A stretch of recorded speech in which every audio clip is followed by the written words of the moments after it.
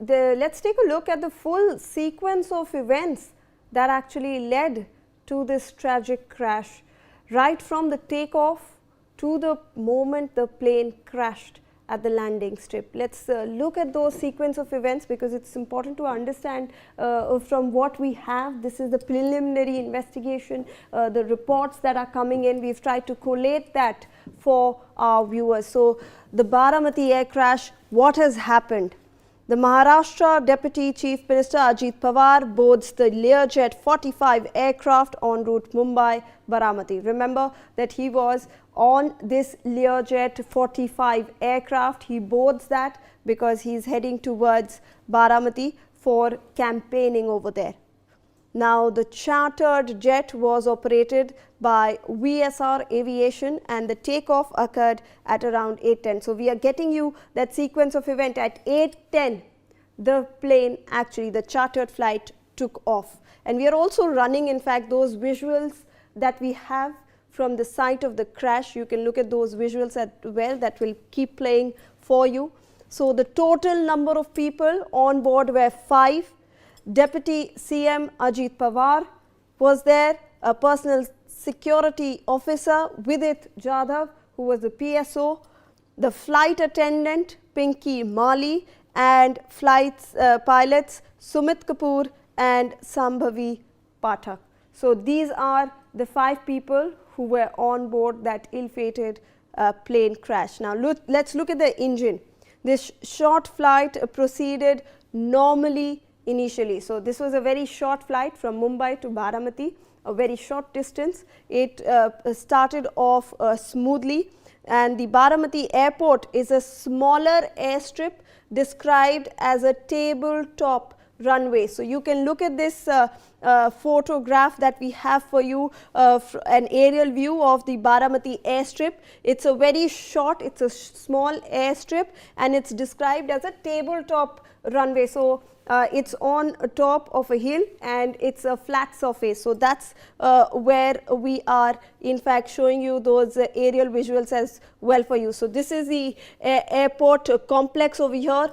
This is the airstrip that we showed you, and the airstrip lies in the hilly terrain without full instrumental landing system facilities. So, like we have been mentioning, there might have been a lack of instrumental landing system facilities present at the Baramati airfield. Now, this is the tabletop runway, a very short, you can see a very short airstrip, and the runway relies more on visual and manual approaches. Like our aviation experts have been telling us, pilots have to rely on visual and manual approaches when they approach this tabletop runway in Baramati.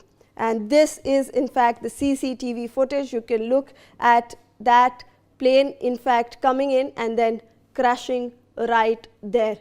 So, at around 8:40 to 8:45 a.m. the aircraft reaches Baramati and attempts to land. So, this between 8:40 and 8:45 a.m. the aircraft tries to land over there at the Baramati airport, and dense fog was reported in the area, reducing the visibility significantly. Remember, it's morning time, 8:40 to 8:45 a.m. that's what we are getting, and heavy and dense fog was in fact reported from the area, which reduced the visibility. So, we have mentioned that the pilot had to rely on visual and manual markers to land, but due to dense fog there was reduced visibility. The first landing attempt was aborted and a go around was performed. So, we are playing the visuals of the crash site there, but remember that when the first attempt was in fact aborted, the plane did a go around that airfield. We have that visual for you. So, this is the flight information, the tracker that we have got. They tried to land, but they didn't. So, they performed a go around for a second landing over here. The plane made a large turn and did not align properly with the runway. So, you can see that it did not align properly with the runway. This is the runway over here, and because of that we have those details that we can show you on the screen. So, All right, let's see. This is the flight path that was initially aborted, the first landing. Then in fact, they did a second turnaround. So look at that turnaround that the flight did. It's a long turn, but they could not align over here with the airstrip, with the airfield. And at around 8:45 a.m., the pilots attempted a second approach. So this was the second approach that they were trying to do, and they could not align themselves to the airstrip. That's preliminary reports. Obviously, viewers, remember that which are coming in.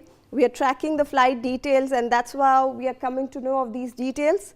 And according to flight radar data, the aircraft disappeared from radar at around 8:45 a.m. So you can see the time stamp also, 8:45, 59 seconds. And according to flight radar as well data, the flight was unstable during that time. Now, reports are in fact indicating that the aircraft became unstable during the final descent. So over here, those visuals that we are playing for you from the CCTV, the flight was a little unstable over here. These are reports that are coming in, viewers, and they are saying that the flight was unstable in the last descent, and that's when it crashed. Eyewitnesses are actually describing hearing a very loud noise from the aircraft as it descended, appearing unsteady. So this is the latest bit of information. The eyewitnesses are saying there was a loud noise from the aircraft, which indicates that the aircraft might have been unstable. It came in short of the runway 11 threshold and lost balance at low altitude, 100 feet or lower. So this is another inference or report that are coming in, that it was short of the runway.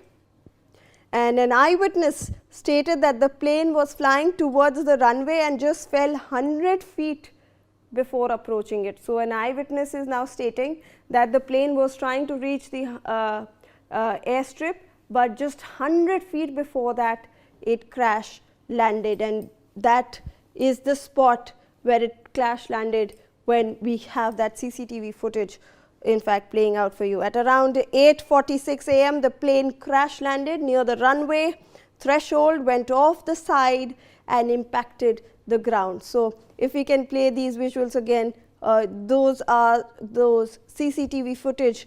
That's exactly where the flight actually nosedives and crash lands. So this was 100 feet just before the crash landing site.